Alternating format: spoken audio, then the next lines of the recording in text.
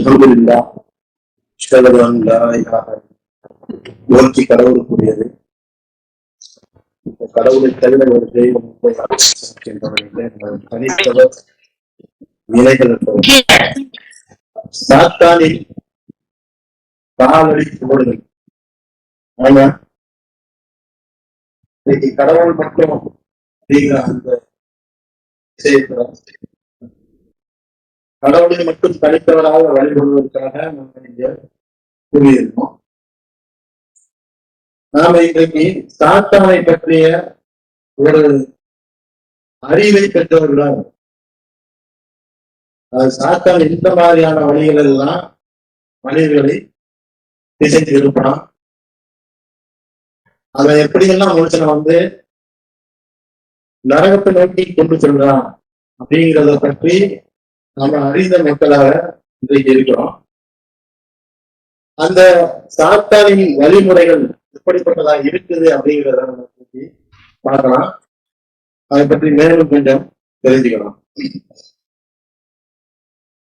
சாத்தானை பற்றி கடவுள் நமக்கு பல விஷயங்களை குரான்ல கற்றுத்தர்றாரு. அதாவது என்ன சொல்றாருன்னா, அவரு 24:31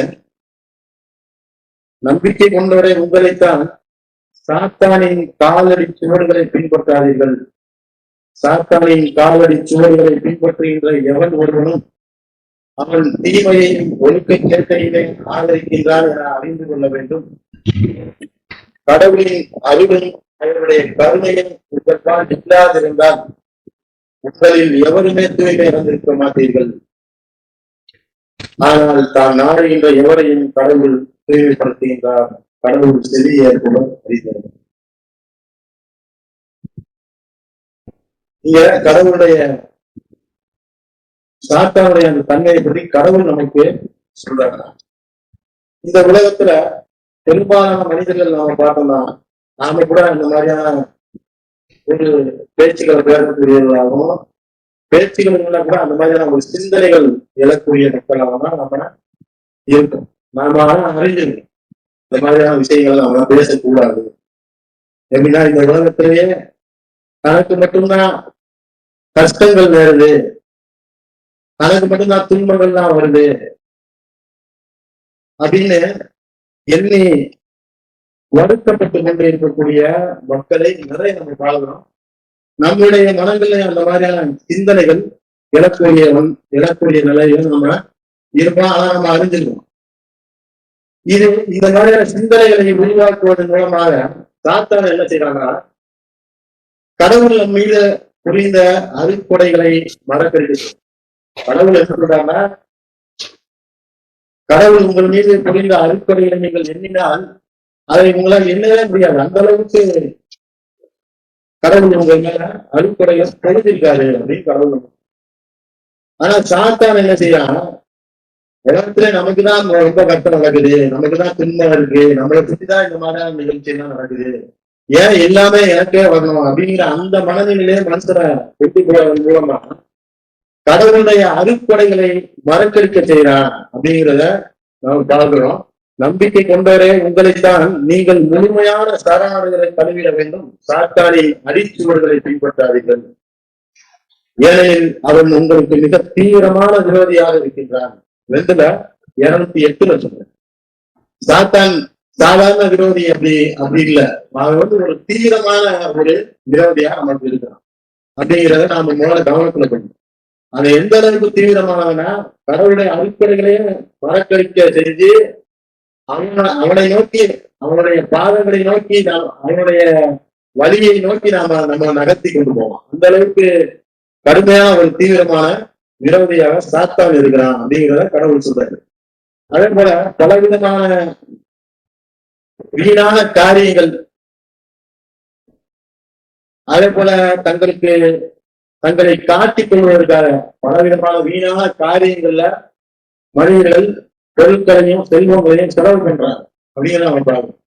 அதே போல தங்களை ஒரு நல்லவன் என்று காட்டிக் கொள்வதற்கோ அல்லது தர்மவான் என்று காட்டிக் கொள்வதற்காகவோ அவன் பொருளாதாரத்தை செலவு செய்யறான். அதே போல ஆடம்பரமான வாழ்க்கையை வாழ்வதற்கு அவன் அந்த மாதிரியான செலவுகளை செய்யக்கூடியவனா இருக்கிறான். இது மட்டும் இல்லாம இந்த அவன் செலவழிக்கக்கூடிய அந்த செலவீனங்கள் இந்த சமூகத்திற்கு எந்த விதமான பலனையும் தரப்போவதில்லை. ஆனாலும் அவன் வந்து என்ன செய்யறாங்க, செலவு செய்யக்கூடியவனா இருக்கிறான். அந்த சமூகத்துக்கு அதனால எந்த விதமான பிரயோஜனமே இல்லை, ஆனா கண்ட மாதிரி செலவு பண்ணிட்டே இருக்கிறான் அப்படிங்கிறத பார்க்கிறோம். இது இது மட்டும் இல்லாம தன்னுடைய போலி தெய்வங்களுக்காக அவன் செலவு செய்வது இன்னும் ஏராளமா இருக்கு. இந்த கோயில் இந்தியில அந்த மாதிரியான மசூதிகளை கட்டுறதுல பார்த்தோம்னா லட்சக்கணக்குல கோடிக்கணக்குல போட்டு செலவு பண்ணி செய்யறாங்க. ஆனா அவனுடைய உடன்பிறந்த கஷ்டப்பட்டா கூட அவன் கொடுக்க மாட்டான். அந்த மாதிரியான ஒரு தன்மை உடையவர்களாக மனிதர்கள் இருக்கிறத நம்ம பார்க்கணும். இந்த மாதிரி வீணான காரியங்கள்ல தங்களை காட்டிக் கொள்வதற்காக பெருமைப்படுவதற்காக செலவு செய்யக்கூடிய அந்த செலவுகள் எப்படிலாம் மனுஷன் செய்யலாம் அப்படிங்கிறத நம்ம பார்க்கிறோம். இதுவும் கூட ஒரு என்னன்னா சாத்தானுடைய ஒரு திட்டமா இருக்கு. ஏன்னா சாத்தானின் காலடி சுவடுகள்ல இதுவும் ஒன்றா இருக்கு. சாத்தானுடைய காலடி சுவடுகளை பின்பற்றி கொண்டிருக்கின்றான் அப்படிங்கிறத அதனால அவன் அறிஞ்சுக்கிறது இல்லை. இந்த மாதிரி செலவு செய்யறது கடவுள் என்ன சொல்றாருன்னா, நீங்க உங்களுடைய சொந்தங்கள், சுற்றத்தார்கள், வழிபோக்கர்கள், இந்த மாதிரிதான் மனிதர்களுக்கு நீங்க செலவு செய்ய, இயலாதவர்களுக்கு, திடீர் சுமை சுமத்தப்பட்டவர்களுக்கு நீங்க செலவு செய்ய அப்படின்னு கடவுள் சொல்றாரு. ஆனா இது எல்லாத்தையும் தவிர்த்துட்டு அவன் இன்னொரு பக்கத்துல அந்த விஷயத்த செலவு செஞ்சுக்கிட்டே இருக்கிறான் அப்படின்னு அவங்க பார்க்கணும். இது வந்து ஒரு என்னன்னா சாத்தானுடைய காலடி சூழல்ல நடந்து போடலாம் அப்படிங்கிறத நம்ம புராணிகளா நம்ம பார்க்கணும். இந்த மாதிரியான மக்களை கடவுள் என்ன சொல்றாங்கன்னா, அவர்கள் சாத்தானின் சகோதரர்கள், எங்க சாத்தானுடைய பிரதர்ஸ், அவங்களோட சாத்தானுடைய அண்ணன் தம்பிகள் போன்றவர்கள் அப்படின்னு கடவுள் நமக்கு சொல்றான். அத்தியாயம் 17:27 ஊதாரிகள் சாத்தான்களின் சகோதரர்கள் ஆவர், மேலும் சாத்தானோ தன் இரட்சகருக்கு நன்றி கெட்டவனாக இருக்கின்றான். அதே போல மனிதன் தர்மம் செய்யணும்னு நினைச்சான்னா அது தர்மம் செய்யணும்னு கூட அவசியம் இல்லை. தர்மம் செய்யணுங்க அந்த சிந்தனை அவனுக்கு வந்தாலே சாத்தான் என்ன செய்யறாங்கன்னா, நீ கஞ்சனா போயிடுவ அப்படின்னு பயம் காட்டலாம். மேலும் நீ வறுமையை கொண்டு அவனுக்கு அச்சம் ஊட்டலாம். சாத்தான் என்ன செய்யறாங்கன்னா, நீ வந்து ஏழையா போயிடுவ, நடித்தவர்களுக்கு போயிடுவேன், இந்த மாதிரி. அதாவது மற்ற விஷயங்களை செலவு செய்யணும், தாராளமா செலவு செய்யறான். அங்கே வந்து அவன் போய் அச்சமுட்டுறது இல்லை. ஏன்னா அது அவனுடைய வழிமுறை, அவனே அதை நடத்தணும். ஆனா இங்க வந்து கடவுளின் பாதையில அல்லது சாதாரண ஒருத்தர் தர்மம் செய்யணும்னு நினைச்சாலே அங்க வந்து அந்த மனிதர்களுடைய மனங்கள்ல அவன் கெட்ட சிந்தனைகளை போடுறான். நீ கஞ்சனா போயிடுவ, நடுத்தர போடுவேன், இந்த மாதிரியான சிந்தனைகளை, பலவிதமான சிந்தனைகளை போடக்கூடியவன் அவன் இருக்கிறான். மேலும் அச்சமூட்டக்கூடிய ஒரு விஷயத்தையும் அவன் செய்யறான். இந்த மாதிரியான விஷயங்கள் மட்டும் இல்லாம தீய செயல்கள், வறுமைக்கு அஞ்சி தீய செயல்கள் மூலம் செயல்களை அவன் என்ன செய்யறான்னா மக்களுக்கு தூண்டுறான் அப்படின்னு கடவுள் சொல்றான். இது எந்த நிலைக்கு வரைக்கும் போய் விடும் அப்படிங்கிறதே கடவுள் சொல்றாரு. அவருடைய சொந்த குழந்தைகளையே கொள்ற அளவுக்கு அவன் இந்த இடத்துல பண்ணுச்சுன்னா என்னால வளர்க்க முடியாது, என்கிட்ட பணம் இல்ல, செல்வம் இல்லை அப்படின்னு சொல்லி கொலை பண்றாங்க. பெண் குழந்தைகளை கொலை பண்றதுடைய நோக்கமே அதான். அப்போ இந்த மாதிரியான எண்ணங்கள் வரைக்கும் கொண்டு போய் தள்ளிடுவான். கடைசியில நரகத்துல கொண்டு வந்து சேர்த்துருவான் அப்படிங்கிறத 2:268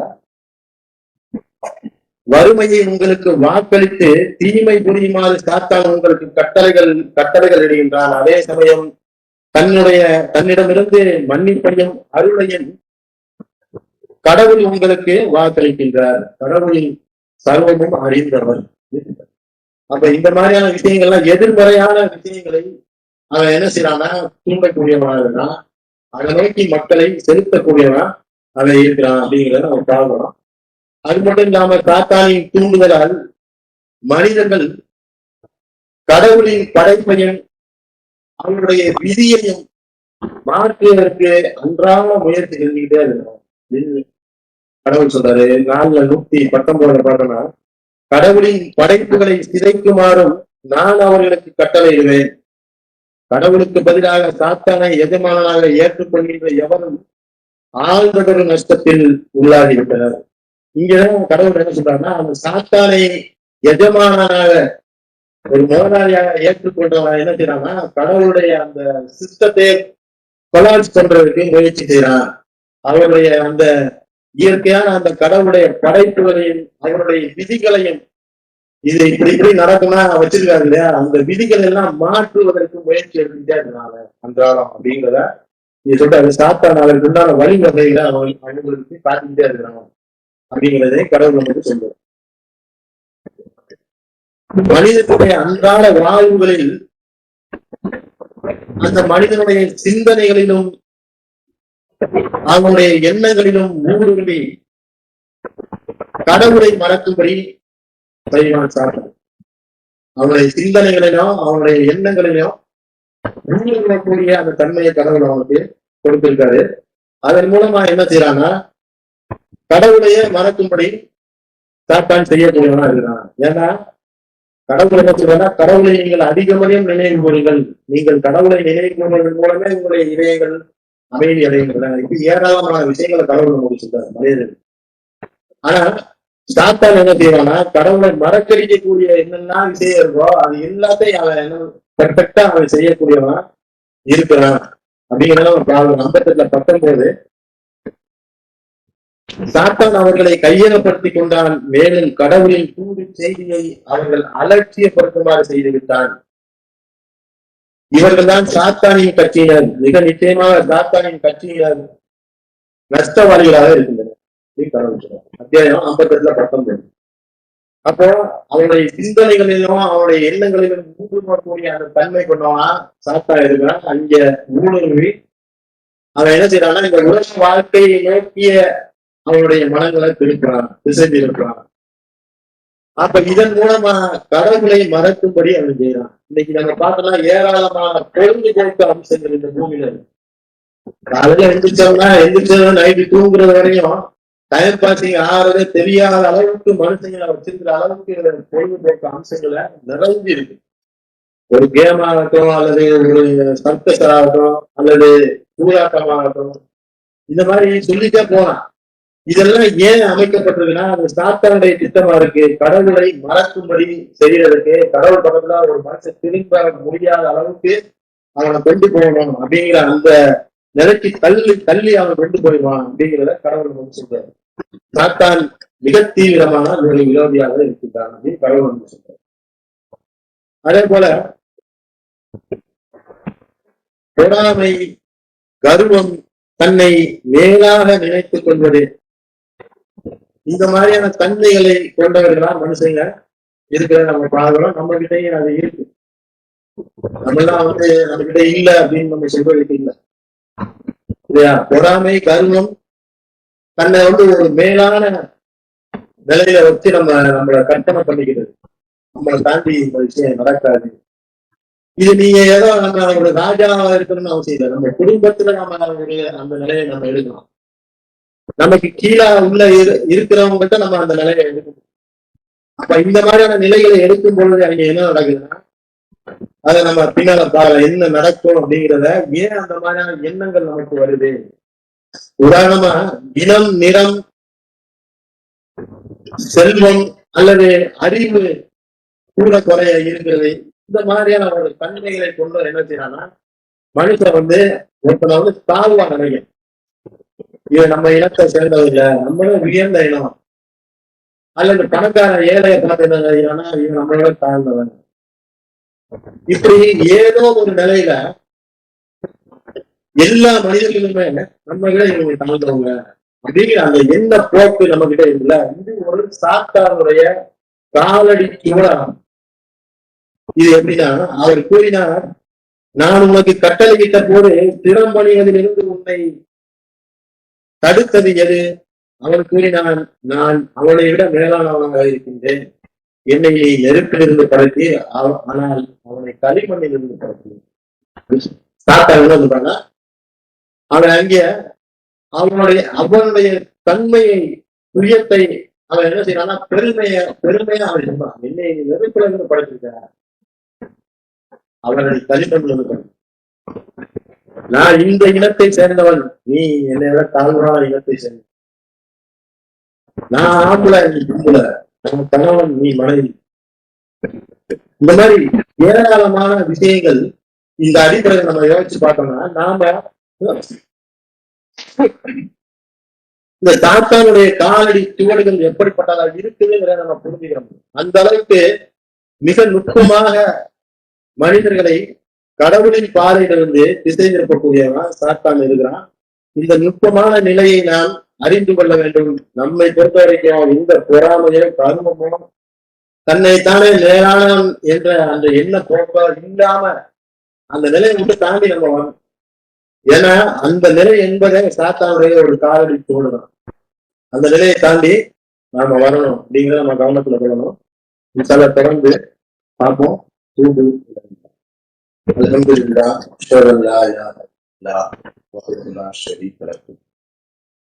அதே போல சாத்தான் என்ன பண்றான்னா அவன் செய்த தவறுக்காக ஒரு தவறு செய்யலாம் இல்லையா? கடவுள் ஒன்று சொல்றாரு, நீ இவருக்கு சிரமணி ஆதாமுக்கு சிரமணின்னு சொல்றாரு. ஆனா அவன் சிரமணியை மறுக்கிறான். மறுத்துட்டு என்ன சொல்றான்னா இந்த மாதிரி சொல்றான், நான் நெருப்புல நீ என்னை படைச்சிருக்கிறேன், அவரை களிமண்ல படைச்சிருக்கேன், நான்லாம் சிரமணிய முடியாதுன்னு. இது என்ன செய்யறான்னா அவன் கடவுள்கிட்ட மன்னிப்பு கேட்கறதுக்கு மறுக்கிறான். அந்த விஷயத்த செஞ்சதுக்கு பின்னால கூட அவன் கடவுள்கிட்ட மன்னிப்பு கேட்க, நான் இந்த மாதிரி செஞ்சுட்டேன் மன்னிச்சுக்கீங்க அப்படின்னா கடவுள் மன்னிச்சிடுவார். ஆனா கடவுள் மன்னிக்கக்கூடியவர. சாத்தான் மன்னிப்பு கேட்கதான் நம்ம எங்கேயுமே பார்க்க முடியாது. அவன் எல்லாமே ஆர்கியூமெண்ட் பண்ணிக்கிட்டே இருக்கிறான் கடவுள்கிட்ட அப்படிங்கிறத நம்ம குரான்ல பார்க்க முடியுது. சாத்தான் என்ன செய்யறான்னா தான் செஞ்ச தவறுக்கு மன்னிப்பு கேட்காம இன்னும் ஒண்ணு செய்யறான். என்ன செய்யறான்னா அந்த செயல்பாடுகளை நியாயப்படுத்துறான். என்ன நியாயப்படுத்துறான்? நான் நெருப்புல படைச்சவன், அவன் மண்ணுல படைச்சவன் அப்படின்னு அந்த செயல்பாடே கடவுளும் செய்யறாரு. அவனை குறித்து அவன் என்ன செய்யறான்னா அவனுடைய செயல்பாடுகளை நியாயப்படுத்துறான். நான் அவனுக்கு சிரமப்படியாம இருந்தது சரிதான் அப்படிங்கிறான். அல்டிமேட்டா என்னன்னா அது சரிதான், அவனுக்கு சிரமப்படியாம இருந்தது சரிதான் அப்படிங்கிறான். நாமும் இந்த மாதிரியான நிலையை பல நேரங்கள்ல எடுக்கும். நாம நம்மை சரியானவர்கள் என்று எண்ணிக்கொண்டே நாம என்ன செய்யறோம்னா பல காரியங்களை செய்யறோம். கடவுள் நம்ம மன்னிப்பு கேட்கறது, நாம ஒரு தவறு செஞ்சோம்னா நம்ம அது நியாயம்தான் அப்படின்னு ஆர்கியூமெண்ட் பண்றோம், வாதம் பண்றோம். இந்த மாதிரியான நிலைகளை நம்ம மாத்தணும். நாம் என்ன நினைக்கிறோம்னா நம்முடைய தவறுகளை ஒத்துக்கொண்டுட்டா நம்முடைய அந்த ஒரு நம்ம எல்லாம் நினைப்போம் இல்லையா, நம்ம எல்லாம் ஜென்டில்மேன் நீங்க அந்த தன்மையெல்லாம் உடஞ்சி போயிருக்கோம். நாம ஒரு பெர்ஃபெக்டான ஒரு நபர் நாம காட்டியிருக்கோம். நம்மளுடைய தவறுகளை ஒத்துக்கொண்டோம்னா அது உடஞ்சிடும். அல்லது நம்முடைய இந்த ஒத்துக்கிட்டோம்னா நம்மளுடைய நாகரிகம் நம்ம நாகரிகமான ஆளா தெரிய மாட்டான் அவங்களுக்கு. நான் என்னப்பா இந்த மாதிரி தவறு செஞ்சுட்டேன் அப்படின்னா நம்மள ஒரு அநாகரிகமா நினைப்பாங்க. அப்படிங்கிறதுக்காகவே நாம செஞ்ச செயலை நியாயப்படுத்தக்கூடியவர்களா நம்ம இருக்கோம். 15:39 கடவுள் என்ன சொல்றாருன்னா, அவன் கூறினான், என் ரட்சகரே, நான் வழி தவறி செல்வதை நீர் நாடி விட்டதால் பூமியின் மீது நிச்சயமாக நான் அவர்களை வசீகரிப்பேன், அவர்கள் அனைவரையும் நான் வழிகாட்டில் செலுத்துகிறேன் அப்படின்னு சொல்ற. அப்போ இங்க என்ன சொல்றாங்கன்னா, நீ என்னை வழிகாட்டுல செலுத்துறதுனால நான் அவங்கள வழிகட்டுறேன். அப்ப இங்க கூட அதை என்ன செய்யறாங்கன்னா அவங்களுடைய செயல்பட நியாயப்படுத்தாங்க.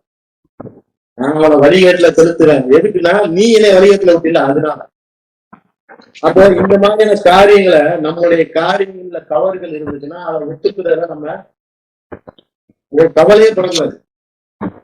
அது ஏன்னா அது ஒரு சாத்தானுடைய காலடி கூட நம்முடைய செயல்பாடுகளை சுயமா சுயம் சரிதாங்கிறத நிரூபிக்கிறதுக்காக பல விஷயங்களை நம்ம செய்யறோம் இல்லையா, அதெல்லாம் என்ன செய்யணும்னா உடத்தை தூக்கி போட்டு ஆமாப்பா நான் தப்பு செஞ்சுட்டேன் அப்படி வந்துடும். அதே போல கடவுளின் கருணையையும் கடவுளுடைய மன்னிப்பையும்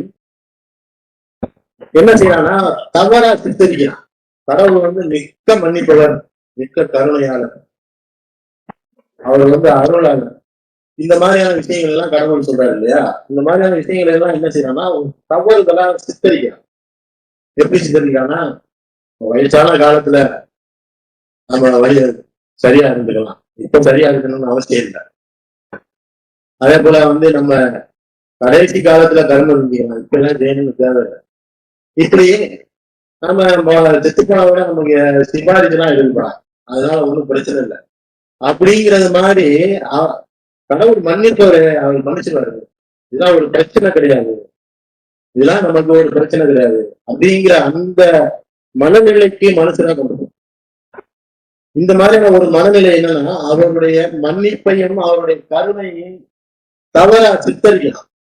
கடவுள் மன்னிச்சுவாரு, என்னதான் செய்ய ஒன்றும் பிரச்சனை கிடையாது அப்படிங்கிற அளவுக்கு மனிதனை கொண்டு போய் என்ன செய்யணும்னா தீமை புரியும்படி சாத்தான் மனிதர்களை ஏவக்கூடியவங்க இருக்கிறான். இது நம்ம பார்க்கணும்.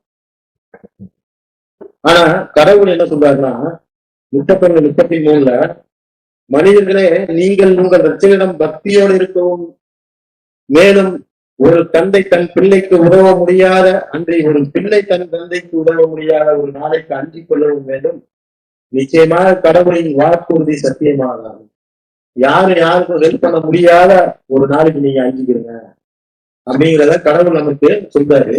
இதற்கு மாற்றமா என்ன சொல்றான்னா, கடவுள் மன்னிப்பவர் மிக்க கருணையாளர். எப்பன்னா பாவ மன்னிப்பு கேட்டா அப்படிங்கிறதுதான் விஷயம். ஆனா கடவுள் மன்னிப்பவர், நம்ம என்ன வேணா செஞ்சுக்கலாம் அப்படிங்கிற அந்த நிலைக்கு மனுஷனை கொண்டு போயிருந்தாங்க. அது கடவுள் சாத்தானுடைய காலடி சுவடுகளா நம்ம பார்க்கலாம். அதே போல சாத்தானுடைய ஒரு முதன்மையான, அதாவது முதலாவதாக முக்கியமான ஒரு சவால் என்னன்னா, மனிதர்கள் அனைவரையும் நன்றி கெட்டவர்களா ஆக்கிறோம். கடவுளுக்கு நன்றி கெட்டவர்களா அவர்களா ஆக்கிறோம். இதுதான் அவனுடைய கோல். இந்த சவால்ல பெரும்பாலான மனிதர்கள் சிக்கிறாங்க. ஏன்னா மனிதர்கள் நம்ம முன்னால பார்த்தது மாதிரி கடவுளுடைய அருட்கொடைகளை மறந்து அவர்கள் தங்களுடைய வாழ்வில் நடக்கக்கூடிய சில விஷயங்களை கொண்டு புலம்பக்கூடியவர்களா அவங்க இருக்கிறத நம்ம பார்க்கணும். ஒரு மனிதன்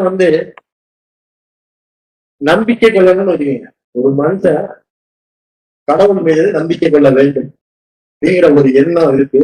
அதை நோக்கி பயணிக்கணும்னா அவன் சாத்தானை தாண்டிதான் அந்த விஷயத்தை அடைய முடியும்.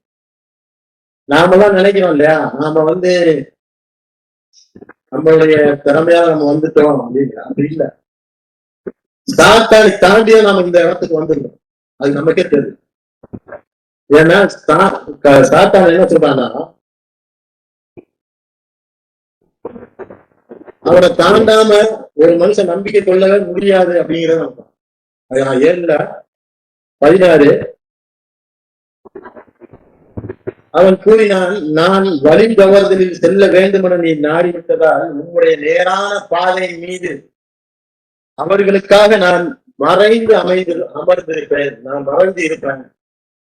அவங்களுடைய நேரான பாதையில நான் மறைஞ்சிருப்பேன், அவங்களுக்கு தெரியாது அப்படிங்கிறத சொல்லிட்டு தொடர்ந்து 17 அவர்களுக்கு முன்னிருந்தும் அவர்களுக்கு பின்னிருந்தும் அவர்களுக்கு வலப்புறத்திலிருந்தும் அவர்களுடைய இடப்புறத்திலிருந்தும் அவர்களிடம் நான் வருவேன். மேலும் அவர்களில் அதிகமான நன்றியற்றவர்களாக இருப்பதை காண்கிறேன். இந்த மாதிரியான சிஸ்டத்தை தாண்டிதான் ஒருத்தன் கடவுளையே அடைய முடியும். ஏன்னா கடவுளை அவனுக்கு அனுமதிக்கிட்டு அவன் கண்ணுக்கு தெரியாம இருப்பான், நம்மளுடைய நாலாபுரத்துல இருப்பான். எப்பனா கடவுளை நோக்கி ஒரு மனுஷன் போகும்போது இந்த சாத்தானுடைய அந்த எல்லா திட்டங்களையும் உடைச்சுக்கிதான் கடவுளை மட்டும் வழிபடணுங்கிற அந்த நிலைக்கே ஒரு மனுஷன் போக முடியும் அப்படிங்கிறத நம்ம பார்க்கணும். அப்போ அந்த நிலையை நாம அடைந்தவர்களா இருக்கிறோம். அந்த நிலையை தொடர்ந்து தக்க வைக்கிறதுக்கு கடவுள் என்னெல்லாம் நமக்கு வழி சொல்றாருங்க நம்ம முன்னாடி. ஏன்னா அவனுடைய தன்மைகளை பற்றி சொல்றாரு. அவன் தொடர்ந்து என்ன செய்யறான்னா, கடவுளை நம்பிக்கை கொண்டவங்க அவன்கிட்ட தொடர்ந்து வேலைகள் நிறைய இருக்குது அப்படின்னு நம்ம பார்க்கணும். அவன் என்ன செய்யறான், நம்மள முன்னால போனவங்கள பின்னால பிடிச்சி இழுக்கிறதுக்கு பார்த்துட்டே இருக்கு. எப்படா நம்ம அசருமோ அப்படிங்கிற அதை எதிர்பார்த்து காத்து கொண்டே இருக்கிறான் அப்படின்னு நம்ம பார்க்கணும். அதே போல சாத்தானுடைய ஒரு நுட்பமான ஒரு விஷயம் என்னன்னா, ஒரு வலைன்னு வச்சுக்கணும். வலைய போட்டு ஒரு மீனை பிடிக்கிறது. அந்த மாதிரி வலைய போடுறது அப்படின்னா, தன்னுடைய ஆன்மீக நிலையை குறித்து பெருமை கொள்வது, மற்றவர்களை இழிவாக நினைத்து தீர்ப்பளிப்பது. இந்த மாதிரியான ஒரு நிலை நம்ம மத்தியிலேயே நிறைய பேருக்கு இருக்கிறத நம்ம பார்க்கணும். நம்ம சகோதரர்கள் இருக்கிறாங்க நிறைய. அதாவது தங்களுடைய ஆன்மீகத்தை அவங்க வந்து மேன்மையா நினைக்கிறாங்க. அவங்க சொல்றதாப்பா கரெக்ட். அதே நேரத்துல மத்தவங்களை பார்த்து தீர்ப்படுத்திட்டாங்க. நீ நிறைய நீ நம்ப மாட்டோம், அவங்க உடனே தீர்ப்பு. அந்த மாதிரியான ஒரு நிலைக்கு கொண்டு போறாங்கல்ல, அது வந்து சாத்தாவுடைய வலையில போய் வலுவா சிக்குது. ஏன்னா கடவுள் என்ன சொல்றாங்கன்னா, அவர்கள் 53:32 அவர்கள் சிறு குற்றங்களை தவிர பெரும் பாவங்களுடைய வரம்பு மீறல்களையும் தவிர்த்துக் கொள்வார்கள். ரட்சகரின் மன்னிப்பு மிகவும் அளப்பரியதாகும் அப்படின்னு சொல்லிட்டு தொடர்ந்து என்ன சொல்றாருன்னா, மண்ணிலிருந்து அவர் உங்களை துவக்கியது முதல் நீங்கள் உங்களுடைய தாய்மார்களின் வயல்களில் கருக்களாக இருந்த சமயத்திலும் உங்களை பற்றி அவர் முற்றிலும் அறிந்தவராக இருந்து வந்திருக்கின்றார். எனவே உங்களையே நீங்கள் உயர்த்தி கொள்ளாதீர்கள், நன்னறியாளர்களே அவர் முற்றிலும் அறிந்தே இருக்கின்றார். அப்போ யாரை உயர்த்தி ஒரு பக்திமான காமிச்சுக்கிறதுக்கு அல்லது தன்னை வந்து ஒரு நன்னறியாளனை காமிச்சுக்கிறதுக்கு அவசியம் கிடையாது. அந்த மாதிரி செய்யக்கூடாதுன்னு கடவுள் சொல்ற. நீ அந்த மாதிரி செய்யாத. நீ உன்னை மண்ணுல படைச்சதுல இருந்து நீ உங்க அம்மா கருவுல இருக்கு வளர்க்கிறது வரைக்கும் நான் உன்னை பார்த்துட்டே இருக்கேன். உன்னை பார்த்துட்டு இருக்கேன்னா ஒவ்வொரு மனுஷனையும் கடவுள் பார்த்துட்டு இருக்க, கவனிச்சுட்டு. அப்ப யார் எப்படிங்கிறது எனக்கு தெரியும். நீ உன்னை நீனே உயர்த்தி கொள்ளாத, நீ ஒண்ணு தீர்ப்பளிக்கணும், நீ உனக்கு அவசியம் கிடையாதுங்கிறது இருக்க. ஆனா சர்வ சாதாரணமா தீர்ப்பளிக்கக்கூடியதை நம்ம பார்ப்போம். அந்த மாதிரி அந்த நிலையிலிருந்து நம்ம வெளிவரணும்.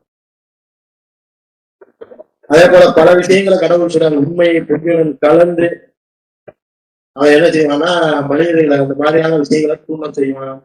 அதே போல தலைவர்கள், பெரியவர்கள், மகான்கள், இந்த மாதிரியான மனிதர்கள் எல்லாம் கண்மூடித்தனமா பின்பற்றது.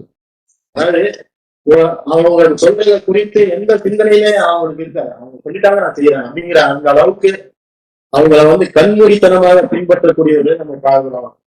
அதே போல நலம் விரும்பி போல நல்லவன் போல நம்மகிட்ட வந்து பேசி நம்மளை வழிகட்டுல கொண்டு போவான். இந்த மாதிரியான விஷயங்களையும் சாப்பாடு செய்யக்கூடியவன் இருக்கிறான் அப்படிங்கிறத நம்ம பார்க்கிறோம்.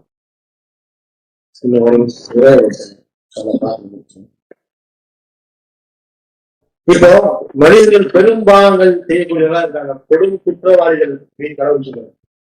உண்மையில கொடும் குற்றவாளிகள், அந்த கொடும் குற்றவாளிகள் எடுத்த உடனே அந்த கொடும் குற்றங்களை செய்யக்கூடியவர்களா மாறிடுறாங்களா அப்படின்னா அப்படி யாருமே மாற முடியாது. அதுக்கு உண்டான சாத்தியம் கூட இல்லை.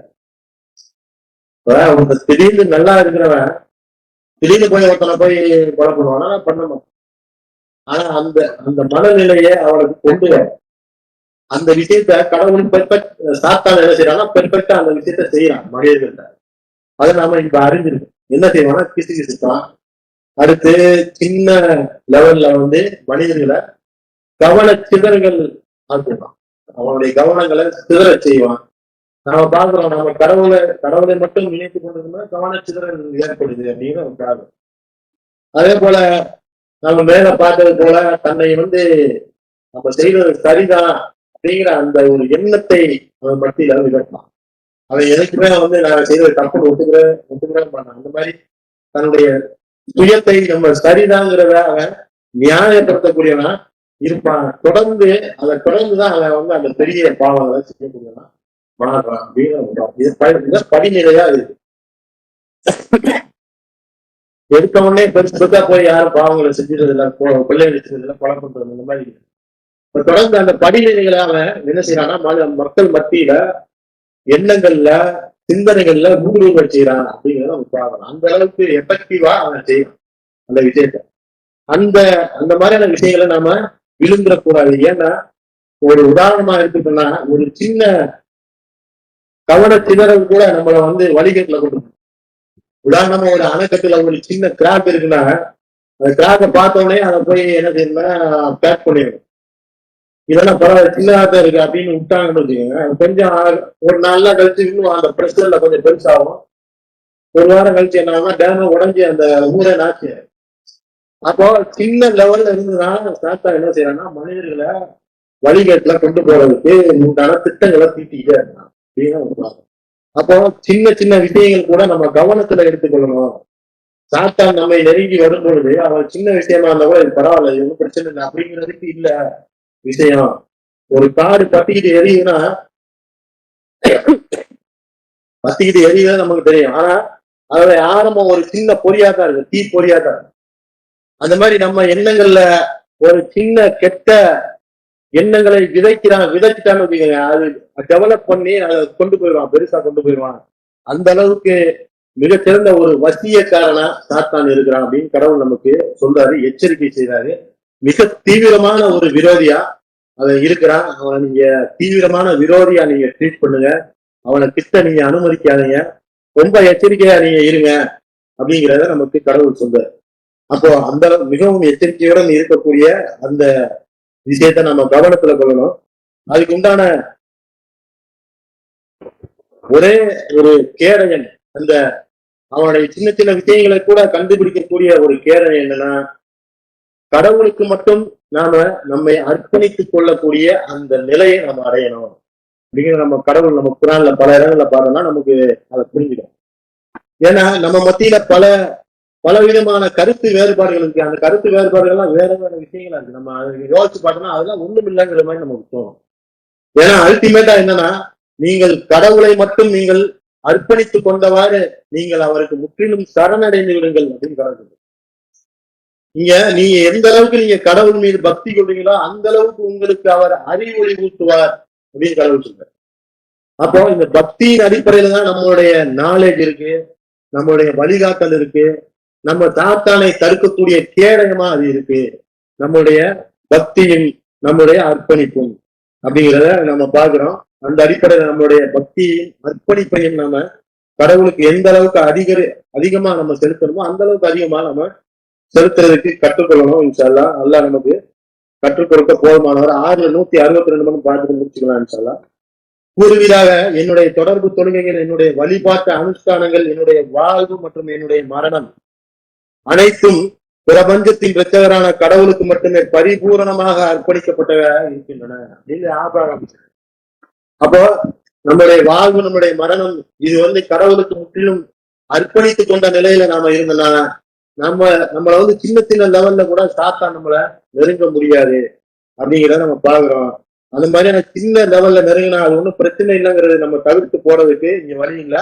ரொம்ப எச்சரிக்கையா இருக்கணும். இன்ஷா அல்லாஹ் கடவுள் நமக்கு அதற்கு உதவி செய்யணும், ஆதரவளிக்கணும்னு வேண்டி விரும்பி பிரார்த்தித்து இந்த உரையை நிறைவு செய்து நட்பு தொழுகையை நிலைநாட்டுவோம்.